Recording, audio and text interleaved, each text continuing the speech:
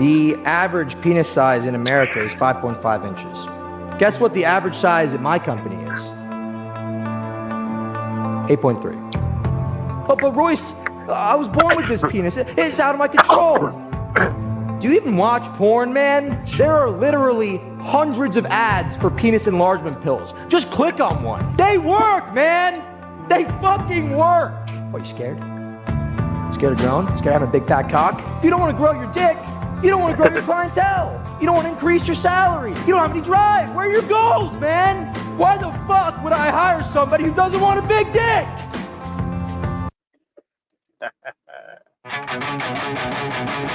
Welcome to the New American Order.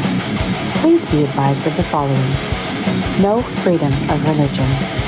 No red or processed meat. No smoking or alcohol usage. All civilians over 16 years of age must work a minimum of 40 hours per week. Anyone in violation of the New American policies will be deported or executed. Thank you and enjoy your stay. Sugar, your rules are starting to piss me off.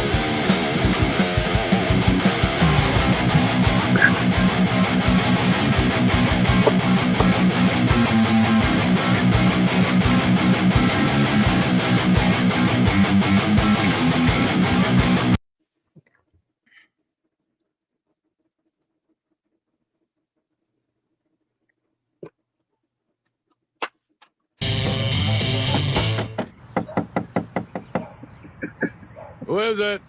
It's me, Dave, man. Open up, I got the stuff. Who is it? Dave, man, will you open up? I got the stuff with me. Who? Dave, man, open up. Dave? Yeah, Dave, come on, man, open up. I think the cops are on Dave's it. not here. Hey, come on, man. Who is it? It's Dave, man. Will you open up? I got the stuff. So yeah, we have a third named Dave who could never show up for a stream. So we always have to throw that at the end. Oh, yeah? Everybody loves Dave's not here. It was his, well, dude, it was his idea to have the stream. Yeah, he put us together in a group, and he's like, let's do this show. And now he's like, well, I don't know if he got switched or what happened, but he works third shift. And our show is usually Sunday morning, so he's usually hitting bed about the time we're starting to stream. Yeah. And now tonight he's actually at work right now. So all right. So Vaughn, introduce yourself. Tell everybody who you are. Yeah, my name is Vaughn Coleman. So I'm a writer. I'm a publisher now, which is turns out is actually quite a bit of work. You know, I filmmaker, screenwriter, actor, but primarily I've been a comic book guy lately, and YouTuber too. I do YouTube. Just look up my name. But lately just writing and promoting has been my life. I finally got back to writing, which has been a while. Because I've been just promoting, man, and that's just. But then I'm about to go right into a Kickstarter, so I'm like, all right, get as much writing as I can, and then set that up. So. Nice. Is the Kickstarter is for this Phenomenova issue 1, right? Yeah, which it's on Fund My Comic. It has been. Yeah, I saw that. And now you're gonna do Kickstarter. Did you do Indiegogo yet? Or any plans No, to? I don't have any plans to. I don't personally. I mean, I don't really see much reason to, if I'm being honest with you. Like, it's because you basically bring your own audience to Indiegogo. It doesn't promote you at all. So I don't know. I feel like there's no reason not to do FMC if you're getting your own audience over there. Right. Sorry, oh my God, my pen does not work. You reminded me of something. And so, yeah, I think I'm going to just stick with Kickstarter and Fund My Comic, and then I'll plop it on my website, the main cover. All the campaign exclusives are campaign exclusives. But yeah. Right. Yeah, we the have Rini cover is a campaign exclusive. Yes, the Rini cover is a campaign exclusive. Okay. Everything but the main cover, like all the variant covers are campaign exclusive. I really wanted to double down on, because I think we all like, when you say whatever, like let's say Uncanny X-Men issue 137, it's like boom, there's an image that comes to mind. I like that, but I also do like working with multiple artists and having multiple covers.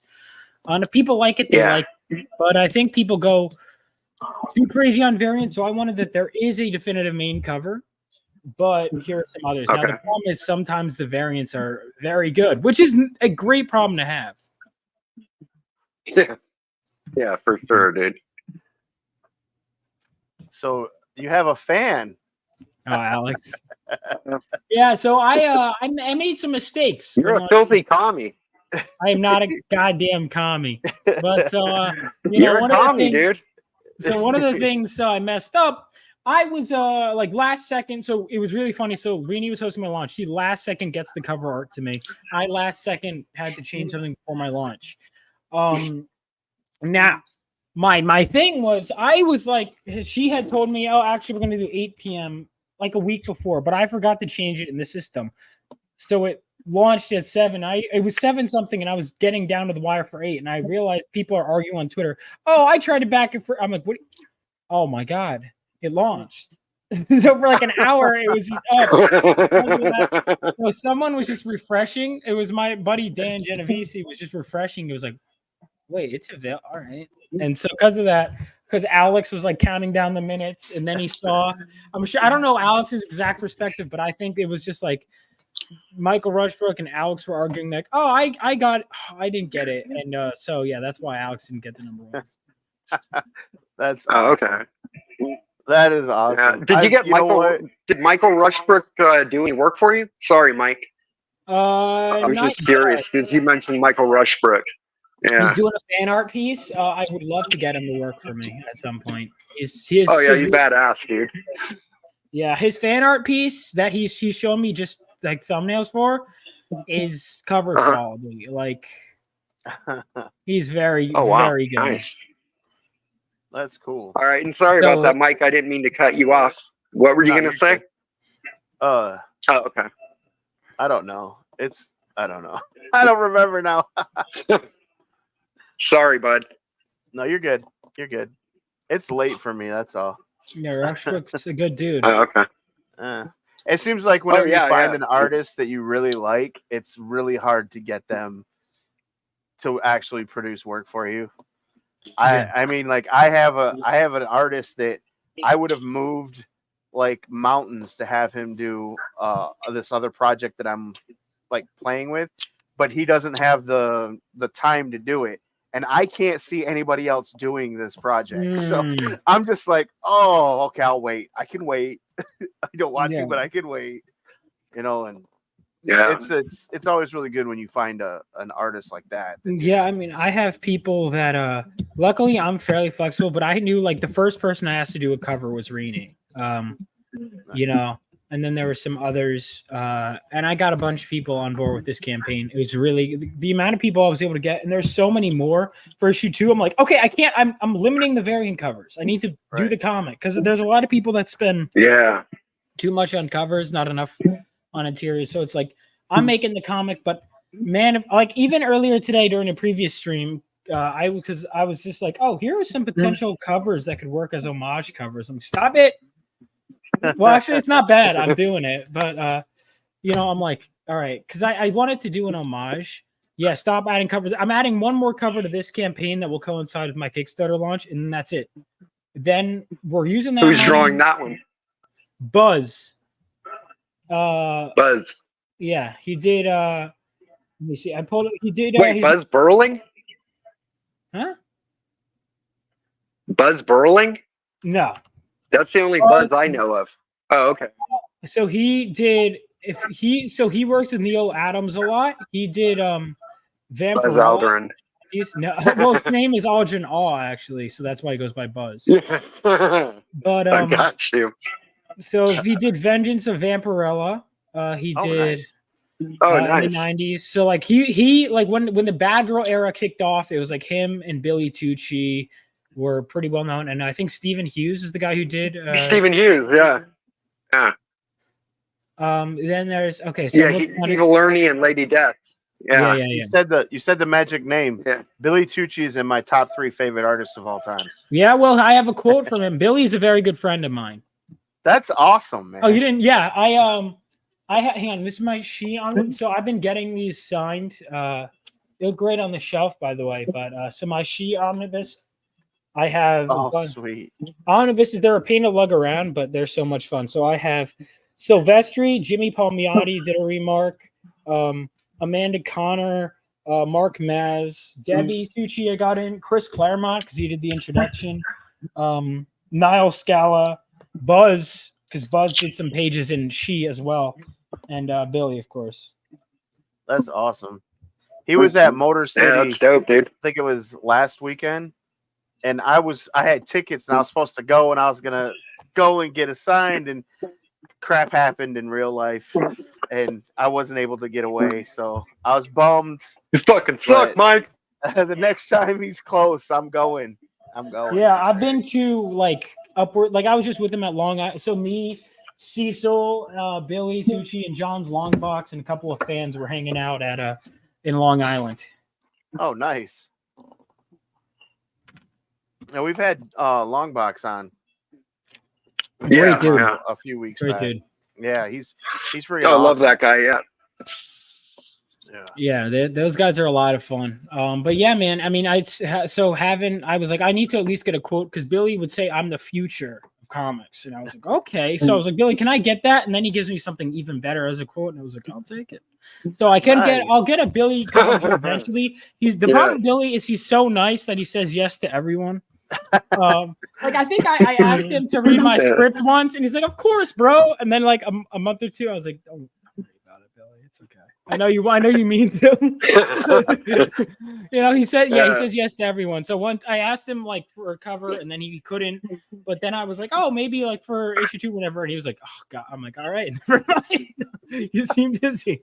I'll get him for one eventually. But yeah, ask him in advance if you're going to ask him for a cover. Is my biggest advice. He'll do. I'm sure he'll do it, but my buddy. No, he is a nice guy, dude. He says he says pretty much I'm the same way. He calls me toxic optimistic. Oh, that's good. He says you say yes to everything, and you get yourself into situations where you have more stuff to do than you have time to do it. And he's not wrong. Yeah, I have that too. I've been scheduling out my days, and I'm like, oh God. But I think I spend more time thinking about how I don't have enough time instead of just going, okay, I don't have enough time. Let's do it. And then, I cut back some stuff and got some stuff going, and hopefully it'll all level out, and I'll actually have time to breathe one of these days. Yeah. Well, see, now I feel left out because nobody tells me I'm the future of anything. Son of a bitch. I mean, I could say it to make you feel better. Yeah, no. You're the best. Listen, I will say this, Elon. You are the best guy I know who's writing a comic about a toilet plunger. Exactly. You're also the only one. That's about as good as it's gonna get. Yeah. I like that. That's perfect. Yeah. Yeah. No one does it quite like you, pal. Let's talk about this book. And no one will. We got Stunning and Brave. No one will. We got your trailer here. Yeah. We're gonna cue it up, and then we're gonna talk about this book. Get ready. All right.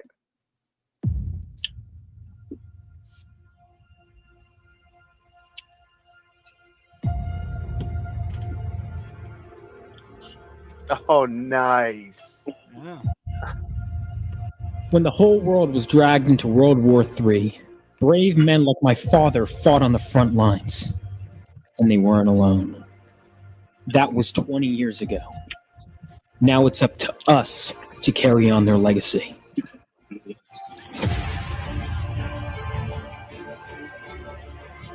And every so often, the earth from which we come gives way for something new, something greater to be born. And with them, even greater threats to face.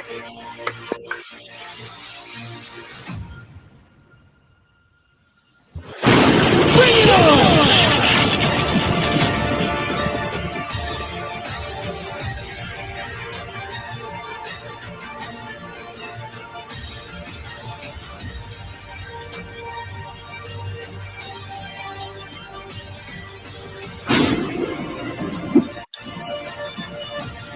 Phenomenova.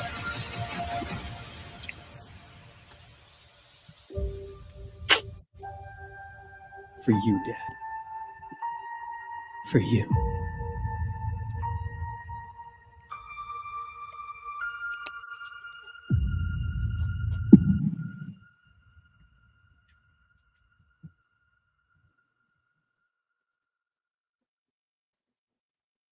All right, first question. Who did your trailer? Me, but then Dark Gift touched it up. But I did the trailer originally. And then he just added a little extra pizzazz in there. But it was, if you go back, you could find the version I did. But I did like most of it. No, that was the offensive one Alex was talking about? No, that was the less offensive one. The other one he felt was too loud on the eardrums. Gotcha.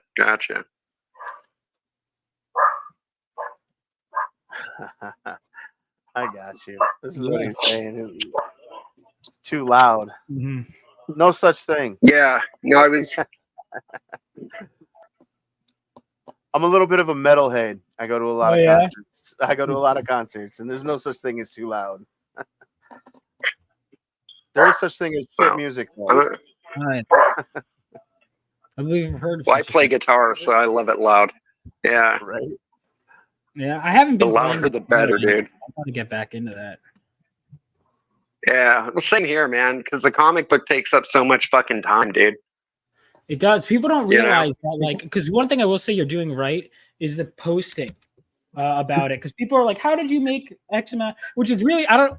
Hold on. Oh my god. Yeah, that's probably the only thing I've done right, Vaughn. Dude. All right, hold on. Oh my I'm gonna god. refresh this. Give me a second. Yep. I'll be back. Okay. You won't even know I was gone. Okay, sounds good. Yeah, no, that's funny though, Mike, because I was talking to my friend. You know Jolly Green, right? Yeah. Yeah, I was talking to him like a couple weeks back, man, and he was the one that told me, he's like, you do know that your Mailship link is going to the default page. And I was like, no. And nobody had told me that every time you update the MailChimp, you need to copy the new link. So the whole time I was doing all those posts getting like 20,000 views on Reenie's cover, this and that, I had the wrong fucking link put up. So yeah. Really? I haven't done a lot right. Son of a gun. Yeah. Son of a gun. Bro, that's why once I get through this... Well, dude, once I get through this campaign, I'm going to go on my YouTube channel and I'm literally going to cover everything from copywriting to like whatever. So if anyone wants to do a comic, they can watch my goddamn videos and fucking, it'll be a complete A to Z on how to do this shit. Yeah. So what I was saying before was, so someone, I don't know, you saw that, Elon. I know you saw that.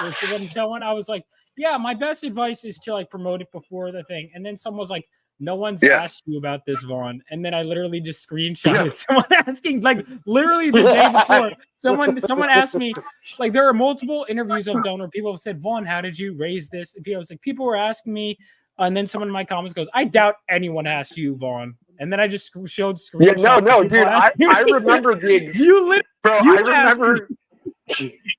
I remember the exact tweet.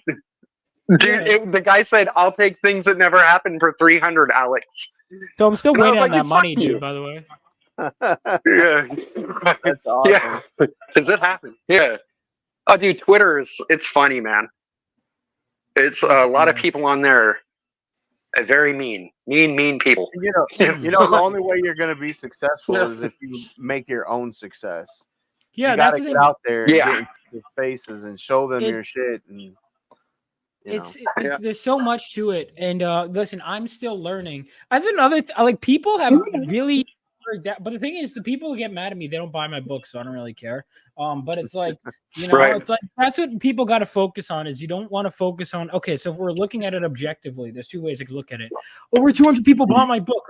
Man, over almost 8 billion people haven't bought my book. This is messed up, man. Like, you know what I mean? It's like there's two ways of looking at it. It's like also when people start comparing their success to other people, it's like you want to compare. Oh, that's never good. What am I doing wrong? But if you start getting like envious or saying, "Ha, I got more than this," like no, it's not. It's not good. Yeah. But yeah, I would say building your own audience and recognizing, like, I have people, if I'm hanging out with people, I'll subtly reference, oh, I'm working on a comic. Oh, what is it? Oh, I'll tell you how you could find it. Oh, well, do you know you get a free mini print if you get it? And I've made money because of that. Right. Now what I would realize is once it's on my website, I think I'll make more from normies, because people, like, I had a friend tonight who was like, dude, I couldn't figure out the website. I'm like, you just click the reward, man. Like, and there's like, I just can't do, I just can't do it. I'm like, it'll be on my website. No, but I did tell him, I'm like, I'll help you out. Because he contributed $20. Did you need to buy the comic? Yeah, that's what I'm doing. No, I'm just telling him, I'm like, you know what, buddy, just here, look at the pretty pictures. Which one do you want? Okay, that cover. All right, cool. No, but look, but listen, he's supporting me. I goof on him because he's my friend, but he's supporting me, and it means the world. Like, it really does. Right. The fact that people are spending money on someone who's I've never published anything. Put out a comic? I've never written a Well, okay, I haven't. Rebel Oasis Studios, which was declared a terrorist group by Facebook. I'm not even joking. Nice. Yeah, they were like this all ages comic book is a threat. I'm like, really? They don't want the kid, the crystal? That's because I have, like, my logo has a cartoon palm tree gun. And so they decided. And, like, literally, even when I was, like, DMing someone the name of my website, the message wouldn't send through. Like, they shadow banned. I think now it's fine. You're talking about Facebook, right? And Instagram, Meta. Yeah. Meta is not a fan of Vaughn Coleman, which, that's their loss. Is my wife loses her shit every time that Meta icon pops up on her phone. She's like, why can't I just get rid of this stupid AI crap? I'm like, AI art is also horrible, but that's a topic for a different. Yeah, dude, you know what? I gotta say this. I've used AI art. You know what I use it for? Me and my homies used it to make some avatars for a video game we were playing. Look, if you're doing it for something you're goofing off about, that's fine. But it's like, if I was, for example, the other day, like my artist and I will come with ideas, and there's stuff I would have never thought of that. Artists, whether it be cover art, like Rini, for example, her cover goes. Well, one of the things she said when she was drawing it for me, and she was like, she actually got, like, she was like, can I just remove the tarred helmet from the character, is what she called it, because my character has a helmet for his makeshift costume. She's like, I was like, oh, you want to draw his blonde hair? Like, I agree, blonde hair is very handsome. And she was like, oh my god. I was like, look, you said it, not me. No, but yeah, I mean, for example, she came up with, I had an whole arsenal for my villain of weapons. He uses high tech stuff, and she was like, I want drones around him, and I'm like, I never thought of that. Sure, let's add that to his weapons. Or the artist who did the pinup, he added a whole arsenal of weaponry character. Like, sometimes artists just come up with stuff that I, in all my overthinking that I do as a writer, wouldn't have thought of. And then it makes me overlook it. Yeah, I've been doing this thing with my artist that's doing my book. Actually, he's done. But every time he'd ask me a question, I'd be like, I don't know. Do what you want. Show me what you want to do, and then I'll let you know if I like it or not. And every time it was like a home run. He would show me something, and I'm like, that's not what I was thinking. That's better than what I was thinking. Yeah, sometimes I do feel like I need to direct my artist, but there are times, like, it took too long in the beginning because I'd make him do too many, because I am a director, right? Like, that's my mindset. And I'm kind of trying to ease off a bit. But sometimes, like, occasionally, like, for example, I think we have a better workflow where occasionally I'll have him do something. Like, there was one part where my villain does something, and I'm like, it doesn't look brutal enough. Can you maybe just add, like, this, and then within, like, and I'm like, perfect. Page is still fine. Or it's like, oh, maybe I could just have the colors. Oh, maybe I'll just change the line of dialogue and keep the, Yeah, I pretty much told mine that I was like, if it's not explicitly wrote out in the script, then you have free reign, artistic choice. Show me what you come up with, and then we can go from there. And it's worked out. He's actually, I wasn't 100% on his style when I first started, but when he showed me a few pages of thumbnails, and I was like, nope, this is perfect. It's freaking awesome. So I really really like that. Communication, I think, is really good. I refuse to hire an artist that wouldn't talk on the phone. Like, I was like, I have all these ideas. if you're not willing to talk, same thing with my color, same thing with my letter, same thing with my editor. If they weren't willing to have a conversation on the phone, I have yet to have a single member of my team that I haven't talked to on the phone. I've talked to every single one of them on the phone. All my cover artists. The only one I don't know if the guy did the Phenomenova logo, but we basically like our text conversations might as well have been phone calls. Like it was, but like point is, either way, yeah. Like everyone I've talked to. Yeah. Like even down to like the guy who colored the piece. The only one is I don't think I'm going to talk to the colorist of my next cover. Wait, hang on, let me see. This guy is I think this guy does mainstream work too. Is your interiors are all color too, aren't they? My interiors? Yeah. Almost. Dude, so the book is mostly done. No, I'm just there's been quite a few books lately that I've backed and gotten, and it's been black and white on the inside. And did you? And I'm just I mean, I probably did, just wasn't paying attention. And it's kind of shocked me at how many people are putting out black and white comics versus the color. manga. Well, those bastards. Well, I don't think it's all that, because this is the thing. The reason my book's black and white is because when I was getting published when I was younger, it was the outlaw independent scene, that's like, because I was published with Stephen Hughes and Stan Sakai. Yeah, a little bit. Well, I call myself a comic snob. So yeah, we were doing the shit for it was cool, dude. So I think a lot of guys like me, we want to do black and white books because that's what we came up in. You know what I mean? I gotcha. In my opinion, my favorite Ninja Turtles comics are all black and white. I loved them when they were black and white. They were brutal. Yeah. They were great. But yeah. So I've bypassed this a couple times. No digital, huh? Yet. Keyword. So here's the thing. I was going to have digital for my campaign, and I decided that I want to do because I was like, I'll have it on my website digitally and on stuff. And then I was like, so initially I was like gonna have a PDF my campaign because I was like, it's not the ideal digital format, but it's whatever. And then what happened was I saw, because that was my plan was always just to do it on my website, but then I was like, I'll do a PDF. And then I saw what Rini was doing, which is what I was thinking originally, but better. And I was like, you know what, I'm gonna do what she's doing. So that's that.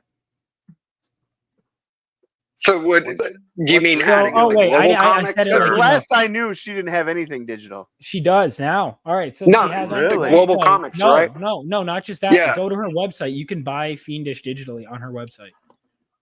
Okay. No, I guess I'll tell her to advertise it more. Me and my youngest, she's 19 now. We bonded over the whole Fiendish thing. I did not know she was into comics until she caught wind that I had Fiendish 1, and she was like, "Oh, can I read this?" And I was like, "Sure." And now we just every time there's anything updates, we go nuts about it. So having it digital would be awesome. Yeah, it's digital. Yeah, the Fiendish is one, and I'm not even a huge fantasy guy, but like her Fiendish stuff is it's really Fiendish 2, I think especially, is fantastic. And I've read I gave her feedback on, we give each other feedback on stuff. She gave me, I gave her feedback on Fiendish 2.5. So I can't wait to get my copy. But dude, I got my copy and had it read 20 minutes after I got it. I literally opened the Gemini mailer and was like, "Oh, I'm reading this now." Yeah, that's the thing. No, she's one of the Fiendish 2. I was especially because talking to her about it so much. I think the biggest improvement between 1 and 2, Fiendish 2 is was my favorite of last year.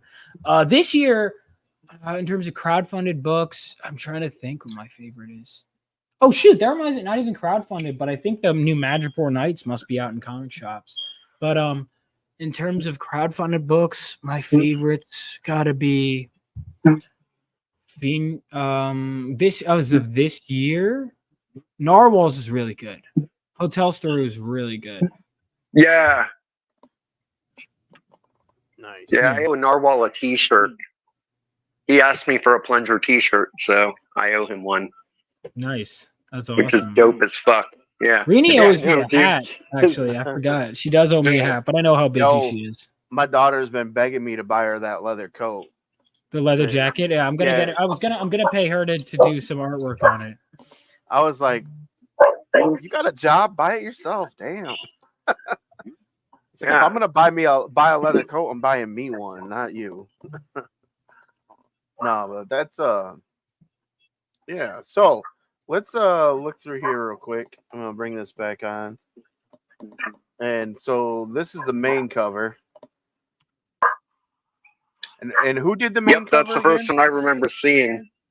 Yeah, it was because it was the first one. So my main cover was done by Philip Cruz. It was my penciler inker. My interior art team did the cover. So Philip Cruz and Jesse Hagee. So this is like when I first pictured it in mind. We had done some back and forth ideas, but it was like this was my idea, him holding the crystal and that look on his face. And what's funny is then I had deviated from my original idea and was like, let's have him screaming out. But then I was like, I'll have him holding the crystal while getting struck on the cover. And then what he drew as his instinct was what my initial vision was. And I was like, let's go with that. I had him do thumbnail both just to be sure, but I was like, this is really good, man. Like it so perfectly captures.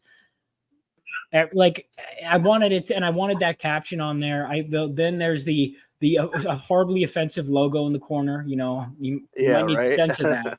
The Rebel Oasis, and then the Phenomenova logo. And then I was like, I can't believe I didn't have an issue number. So a lot of work really went into this cover. But the thing is, these are all individual steps. So I'm like, I apologize to the guy who kept, like, my letterer laid this all out and I was like, but yeah, I have the issue number. If you see that, my artist came out with the same guy who did the Rebel Oasis logo, did the thing up there in the top left. And I'm like, the corner box. Yeah, which I think came out great. Yeah. So I mean, I'm always like, if you notice, even like the caption box in the corner was a bit too big. Even like Eric Nienotowski had told me that, Rini had told me that, a couple people had said that, and so I figured I'll change it. It's always good when you listen to criticisms. I do. It's always good. The thing is, there's a difference between like listening to criticism and then like listening to some guy just screaming at you. I'm like, are you even going to buy the book? It's like, no. Right. Shut up. Like, probably not. Like, do you think the guy who was like, I doubt anyone said that. Like, I'm sorry. If you're backing Phenomenova, then my tune will change. Right. But right. You're interested. I think you just wanted to own me on Twitter. But it's like someone who's like people, like, for example, Call Majed, right? Someone who's in Rini's chat constantly shits on me. But I know he actually cares because he'll be like, yeah, I don't like this pitch. But then he'll be like, if I like post something, he'll be like, yeah, I like that. That's good. But then, other time they'll be like, so it's like when it comes from a place of caring, listen, if I didn't listen to any criticism, my script, well, just be thankful I did. Let's put it that way. Just be thankful I did. Yeah, no, I get you. I sent my first script. I got Piper to edit for me, and I sent her the script, and she goes, "Oh boy, we got a lot of work." That's great. Like, that's great though. Yeah. I rewrote it. I'm blessed. So the first guy who ever read the first profession I went to college for filmmaking, and we'd have like writing sessions every week by like junior, senior year where we'd go through and read my scripts, and they would give me brutally honest feedback. Sometimes I'd agree, sometimes I wouldn't. And there were things where there were so many parts, like I had one version of the script where for like a good 10 or so pages they're like playing laser tag. I was like, what the hell am I doing? Like, this is because it's supposed to be like an eye-catching opening, and I'm like, why don't I just open with World War III, because that's in the backdrop of my world? Why am I doing like making up, which don't get me wrong, I actually like that laser tag sequence, but it was like, I find the part of my script that I revised the most by far, and it's not even close, was the first 20 pages. I've written 8 issues. I'm going to revise the others now. But I spent more time on the opening of this script because you never get the second first impression. What I'm doing is I'm setting the stone. And now it's probably my favorite part of the script. Well, probably my favorite part of the script because it felt the most rewarding. The other stuff I got. But I think my favorite part is probably the beginning because it kind of became smoother sailing. And that's why I'm frustrated that issue 1 took so long. But I took so long because that way I have improved so much. And the fact that I made these mistakes before I published, probably a good sign, that way. Yeah. I always say, like, it's okay if you write garbage. Don't publish garbage. Get it out of your system. Fix it. You know, don't. If you create garbage, most of what we do, like there'll be, for example, screenplays. I was like writing a dialogue scene, like just friends chilling in a hot tub, hanging out for a slasher movie, right? I'm going forward the dialogue. Dialogue's like I love writing dialogue, and then I'm like, all right, that was 10 pages. I'm like, did I advance the plot? And no. Okay, this is fun. All right, delete the whole thing. Doesn't advance the plot at all. You know, but it's okay. I got it out of my system. You can save it in another document. Yeah. You know, I have other documents that I always send notes to where I'm like, oh, I'm deleting this. I'll save it just in case. You know what's funny? I never go back to it. Right. If I really care about something, like here's the thing: if you're unsure about if you want to keep something in, delete it. And then if it really matters, you'll come back to it. See, that's one thing. For sure. Rick Rubin, I learned that listening to his book. I started with a novel. I published a novel, and so then when I tried to write a script, I wrote it way too much like a novel. You know, one of her biggest things was you got too much going on here. We need to thin this out. We need to advance the plot, like you were just saying, and we need to make it, you know, make sense. And then the dialogue, because in a novel you could have 4 pages of dialogue and it works, but if you try to pack that all into 5 panels on a comic book, it's like, nope, it's just too much. Well, bro, it's what people lack to understand a lot of the time coming from writing novels to comics is you have the visual medium, dude. Yeah. You don't need all the detail in words. You know what I mean? Right. You have the bonus of the art. So it's like doing a storyboard for a movie. Right. Let's talk about this cover. What? Sukaisha Ray. Sukaisha Ray? Sukaisha Ray. So she did great. She's not even a comic artist, but she's an artist out of my stream. And I was like, this is a different, you know, audience, whatever. But even outside of that, it was really cool. And I wanted to bring her on, and she had come up with this idea that was basically a movie poster. And then she goes, you know, actually drawing, I just like this. Can I just do that? And I was like, yeah. And people love this cover. It's simple.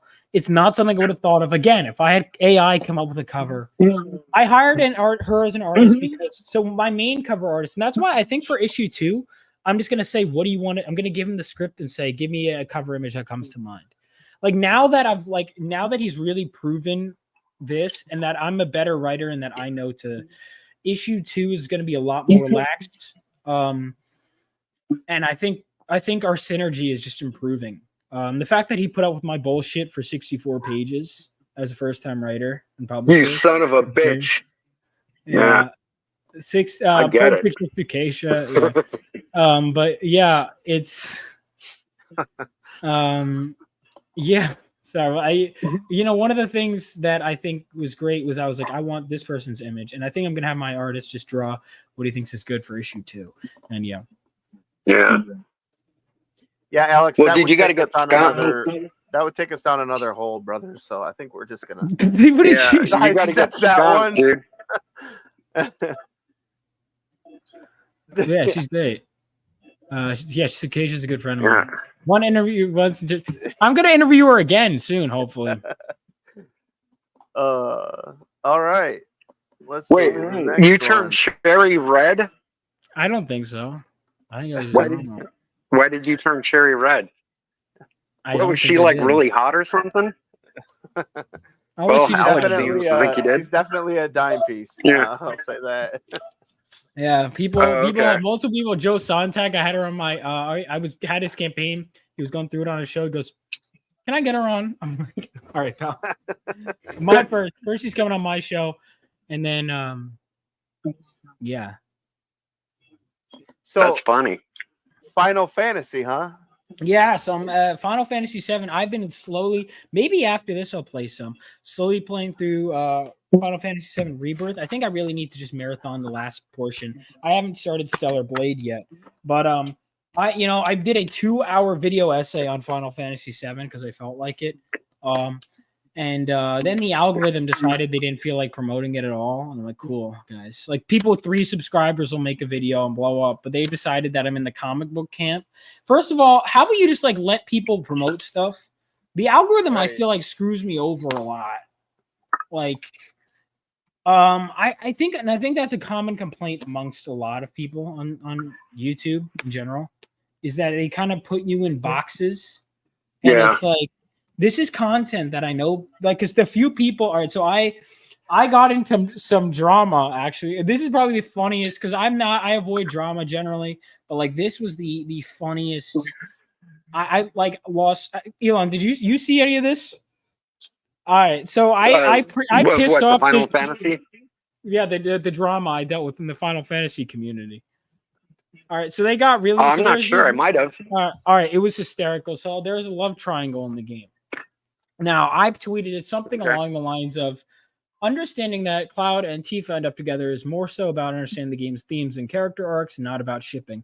And so for like 2 weeks, this tweet doesn't really go on. Oh, I did see that. And then the I did see that. Yeah, for some reason, something was trending. Yeah. They start losing their shit at me, like screaming at me for days. I remember that. And then I start doing a live stream talking about it, and I'm like, "Hey, they're pissed at me," and they're like, "Oh yeah, we're pissed at you. No, you just got something wrong." And I'm like, "You're clear." Like, some of these people blocked me. They're like, I'm like, these people were like calling me a bad person.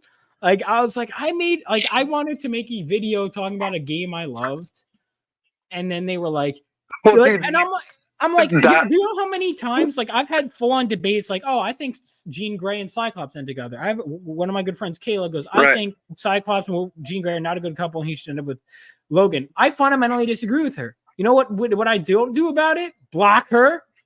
Right? Like, what? Yeah. Oh, are you talking about Kayla? Yeah, Kayla. No, we disagree. And it's like, it's almost like she's a normal person. Yeah. These people, and then someone, like one of the like random CP people who follows me, just literally made like an off the cuff joke. Well, he's like, well, clearly he would go with the character that's not dead. And then people are like, oh, that is one of the worst arguments ever. He goes, I was just joking. I made this comment in like 2 seconds. Like, yes, you're dude. And he just goes, someone called me an asshole. Someone called me an asshole for saying I didn't give a fuck about One Piece, dude.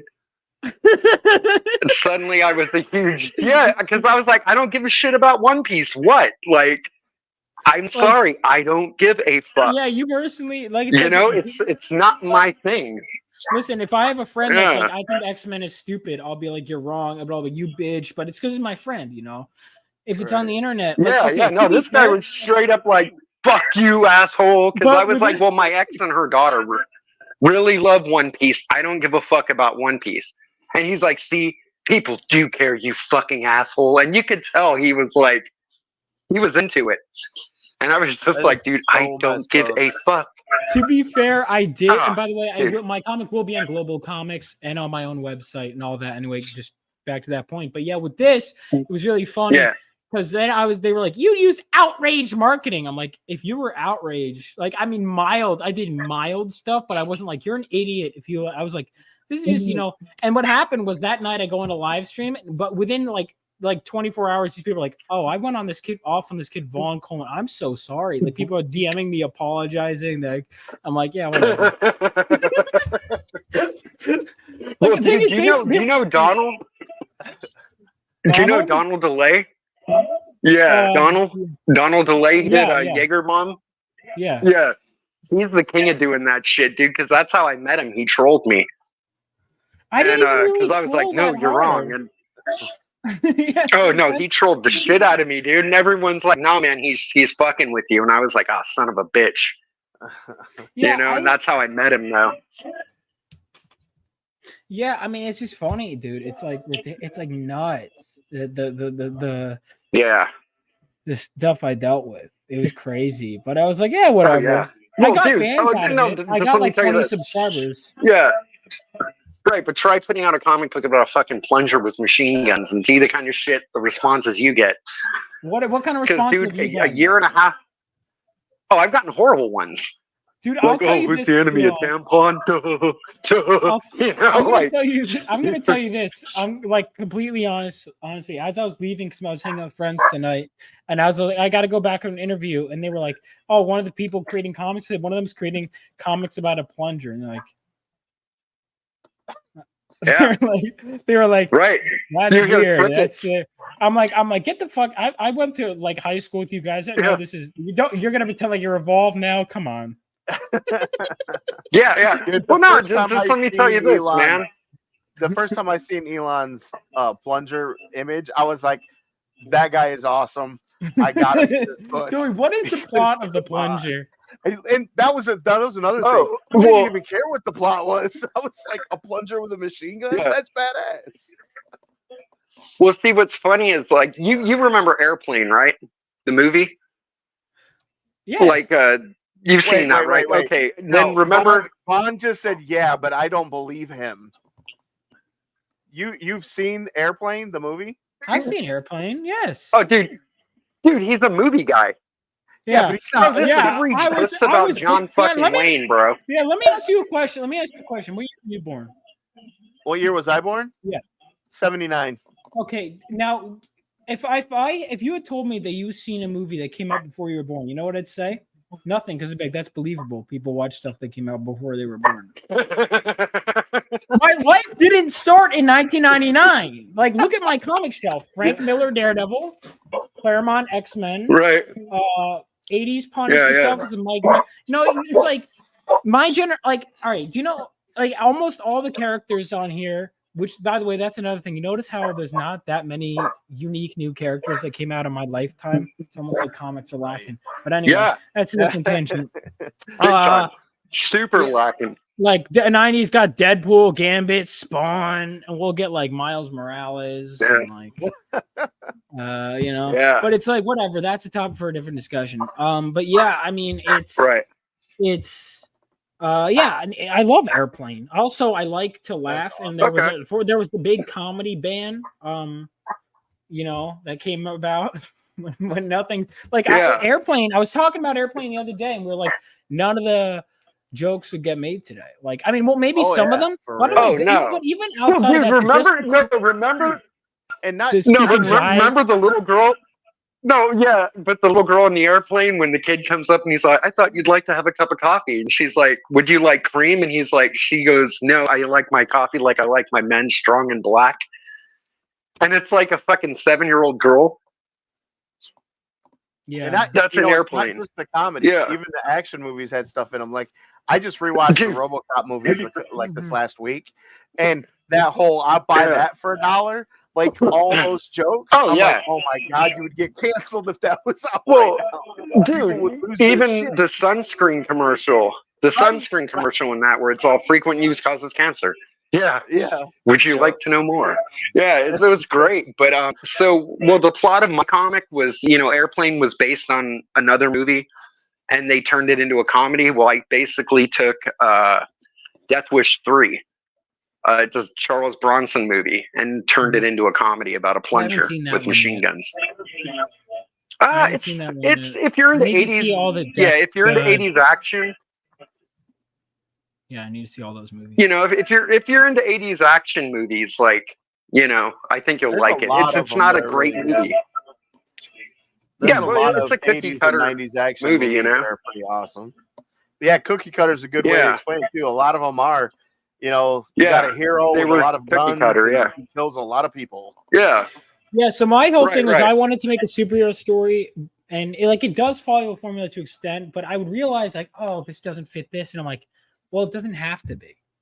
Right. My story is gonna be, and that's one of the things. Like I listened to the Rick Rubin thing, and it's like, okay, if you're doing an homage to someone else, it's not gonna be the same unless you're literally copying, because you're channeling that energy, and it's gonna come through in a different way.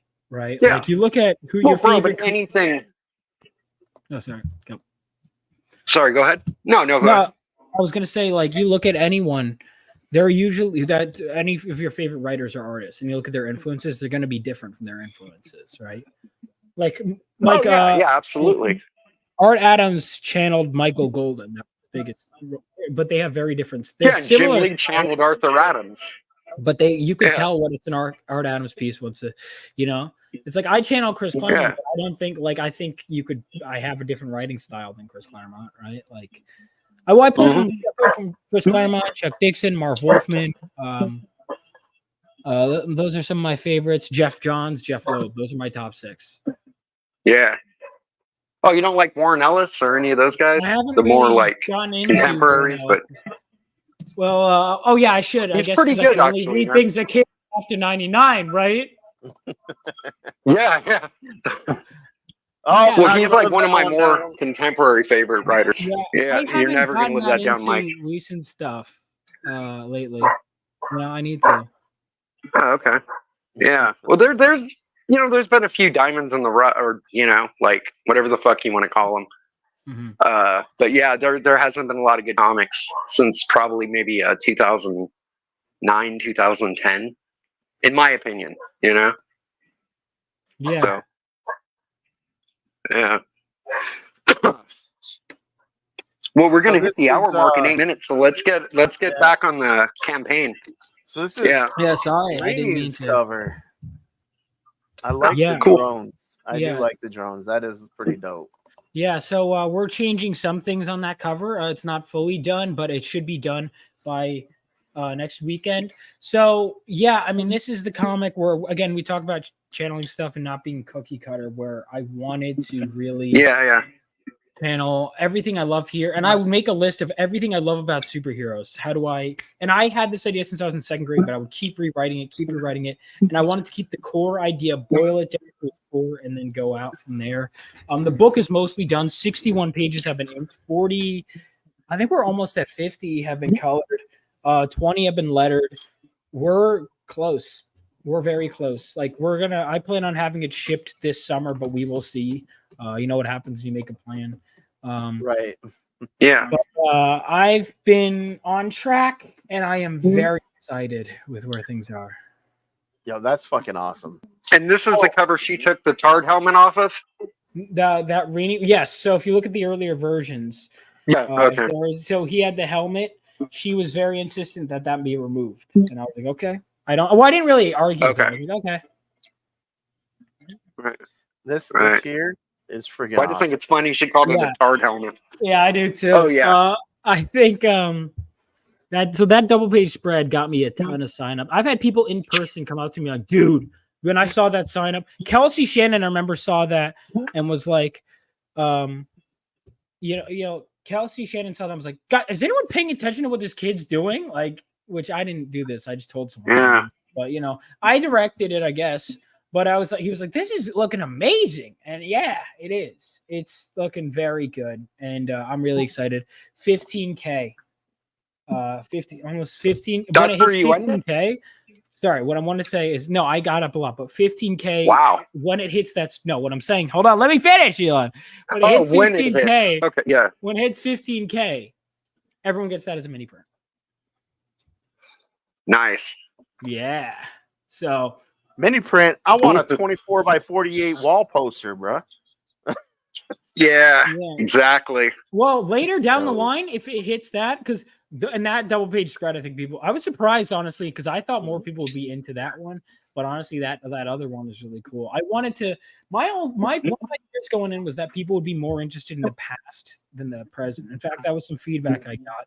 But I think that I'm more than enough interested in the present. But I do want to do a prequel series set during World War III, and I have a lot of stuff planned for that. So. Nice.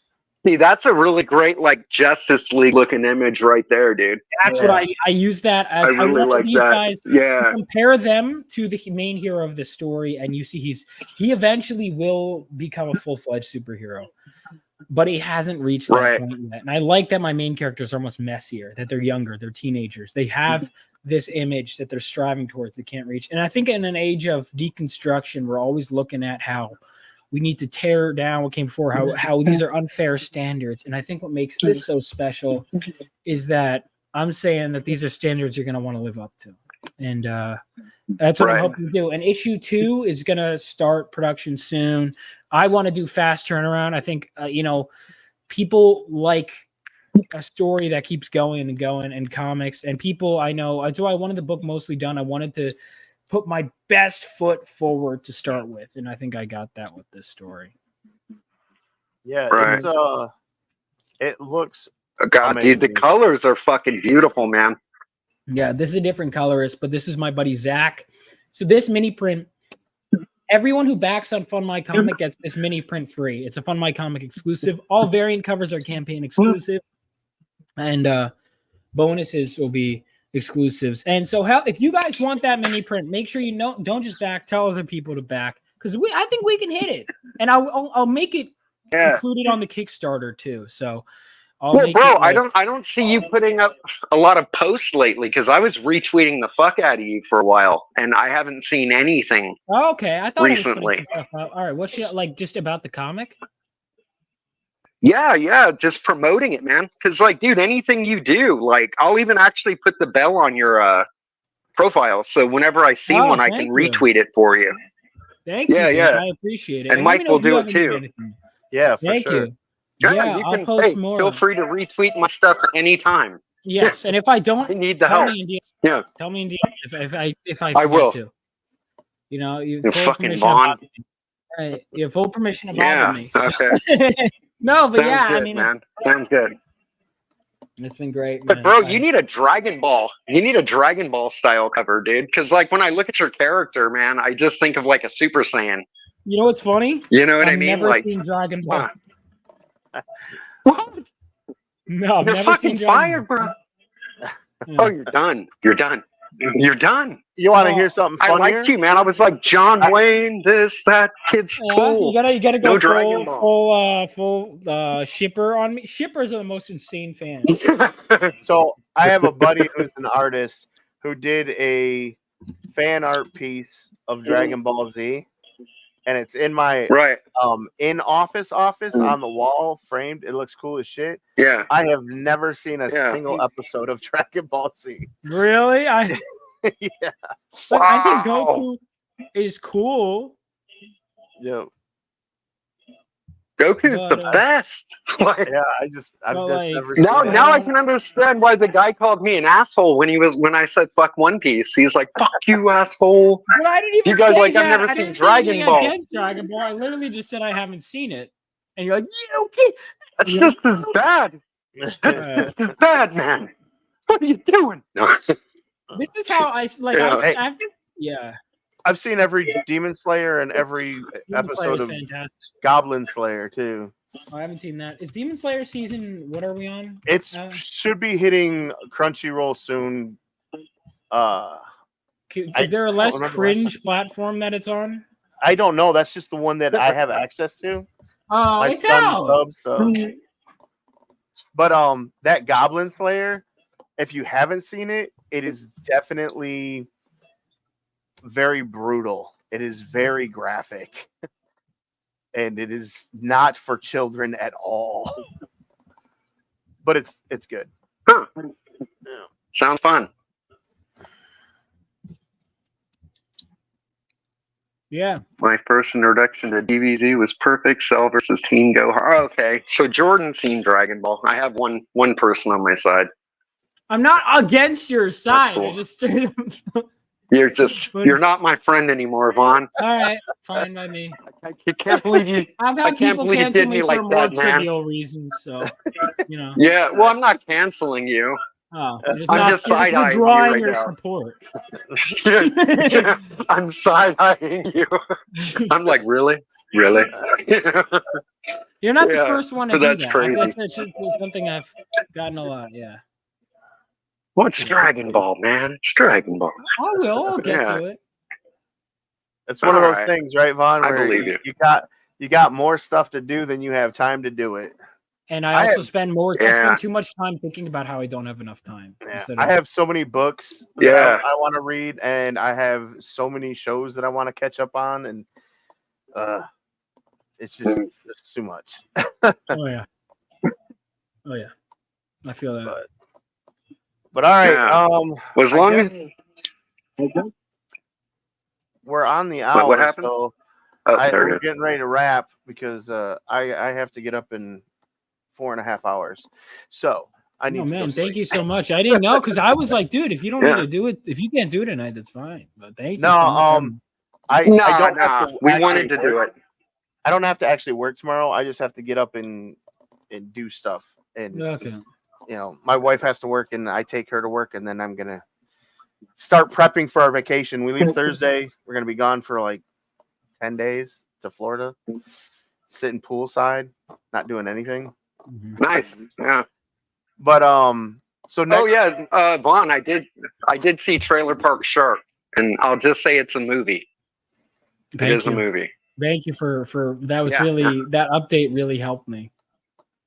No, it was important though, because the last I counted up with the a last lot stream that we were on, we got to do a shark book. it was all shark themed. Yeah, we got to do a dude, shark absolutely, story man. together. All right, I can't Shark because they comic, were yeah, like, "Oh, yeah. everything's been done," and I think I came up with like a fair amount that we're not done yet. Yeah, like Shark Sharkbrella. Yeah. Yeah. Sharks in the Hood. Yeah. Sharks in the Hood. Yeah, Shark in the Hood.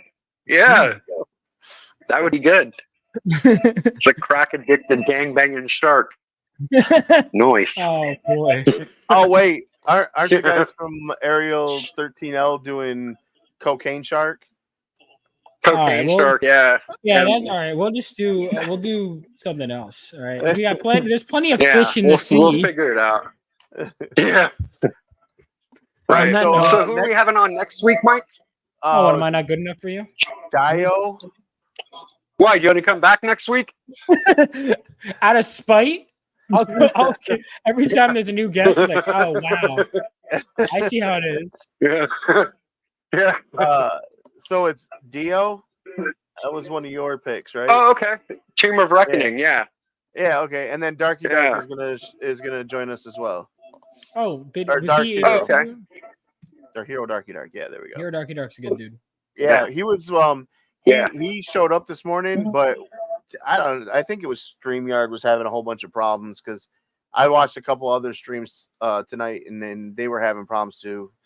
I'm actually kind of surprised we made it through this without any random disconnects. But this morning it was like every time Hero would start to talk, he would just get shut down. It would stop work, like StreamYard, or he'd get dropped. Yeah. It didn't help. And then we were actually we weren't even live. I didn't hit the go live button and we just started going. We were like halfway into the show before I went, oh, we're not even live. Consummate professionalism. Love it. No, bro, and the whole time I'm telling him, the whole time, dude, like 5 or 6 times I'm like, bro, it's not playing on my other device because I'm running the chat from a tablet. And I'm like, it's not playing. And he's like, holy shit, I didn't go live. I was like, motherfucker. I didn't even realize it. I usually keep the YouTube on one of my extra monitors here so that I can watch it too and make sure that everything's working. But I didn't have it up, so I didn't even know. It was great. So lessons learned. What is this? This was like episode 14, I think. Something like that. Yeah, we haven't done many. Yeah. Yeah. But it's always fun and all that good stuff. So I'm gonna go ahead and take us out. All right, chat. See you guys next time. Thank you guys for having me. Yeah. Yeah. Hey, stay on for one